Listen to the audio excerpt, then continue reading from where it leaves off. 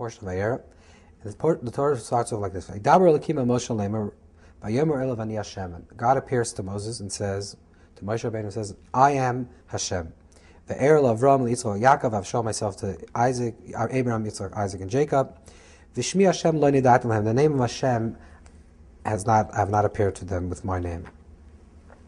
So we talked a little bit about stages of freedom, and we have to really understand that the story of Shemos, which is the story of the Exodus, is not just a collective story that happened thousands of years ago, but it's our story. This is the way we leave our own personal Egypt, our own personal constriction and limitation. There are two types of names of Hashem that are predominant in the Torah. One is called the name Elokim, and one is the name Hashem. The difference between Elokim and Hashem: Elokim is Bereshit bara Elokim. Creator, Bereshit, in the beginning, Elokim creates. Because the definition of creator is a creator of creation, and creation is time and space, and separation of time and space, a past, a present, and a future.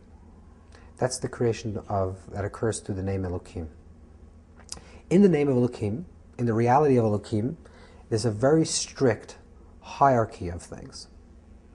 For example, if a person needs to eat, they have to eat from something that seems to be on a lower level of consciousness than they are. So if you eat a vegetable, the vegetable gives you strength. Vegetables don't eat. Something of the vegetative universe, kingdom, does not eat a human being. There's this very strict hierarchy in the world of the natural. This is one creation. However, within creation itself, it says, B'yom hasos Hashem Elokim. The beginning of creation says the day that Hashem Elokim created. What is Hashem? Hashem is the Yud, the Hey, and the Vav, and the Hey. The Yud Ke Vav Ke spell the words Hayah, Hoveh, and Yeh, past, present, and future. It also means Yud Hoveh, the ever unfolding present, which is the eternal moment, which includes both past and future in the present. That's larger because it encompasses all of time and all of space. That's the unity and the uniqueness of time.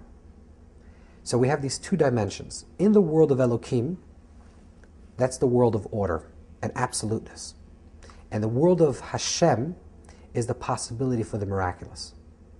So let's just understand this in terms of redemption. The first thing to be redeemed, in order for a person to be redeemed, is they have to have a voice. They have to believe, and they have to say, "Ow, it hurts. I don't want to be in this situation any longer." That's the first stage. The second stage, which is the second portion of the Exodus story, is it's not enough to say, "I don't want to be in this place." Now you have to imagine another possibility. Okay, you don't want to be in this relationship. You don't want to be in this job. That's the first stage to get out of it. Now you have to create for yourself the miraculous. And what do you want to create for yourself? In order to do that, you have to believe that there's a possibility beyond what you normally see as possibility.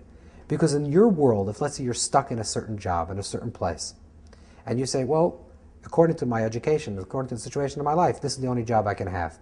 That's Elohim reality. That's the law and order reality of creation. But if you really want to break out, first you have to say it hurts, and then you have to say, I believe in the power of Hashem. What's the power of Hashem? The power of Hashem is that within creation there's also the possibility for the miraculous. And this is what Hashem is telling Moshe Rabbeinu. Shmi Hashem lo nedati lehem. I have never yet appeared with the name Hashem. Hashem hasn't yet come up. But when you believe in the power of Hashem, which is the possibility of the miraculous, which is already enfolded within creation, then not only could you break your negative patterns, but you can also create for yourself something that's positive. And it's interesting that the story, the first mitzvah that the people in Israel receive in Egypt is the mitzvah to sanctify the new moon. Because the ancient Egyptians were sun worshippers. They're worshippers of Ra. What is a sun worshipper? The verse says, Ein kol chadash tachas hashemesh. There's nothing new under the sun. Says the Zohar, there's nothing new under the sun, but there's new under the moon. The sun represents predictability, hierarchy. I'm the son of the sun. The Pharaoh says he's the sun god. The children of the Pharaoh are the sons of God. The priests are higher, are at another level. And then there's a tremendous hierarchy in the Egyptian system. And if you're a slave, That's ontological. You're meant to be a slave. If you're a priest, you're a priest. If you're a pharaoh, you're God. And no one can change positions because there's a strict hierarchy in the order of the sun.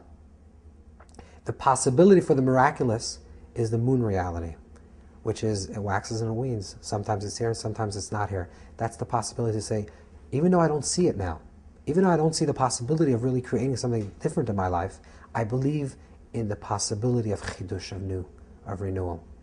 And this is the Eir El Hashem, that Hashem appears to Moses and tells him, it's true, the people have cried. Near Pimhema, they became a little soft. There's a softening of self. In other words, they're breaking out of their old mold. But if you really want to bring them to freedom, now you have to give them a new way of thinking. Allow them to believe in the miraculous. And that's the name of Hashem.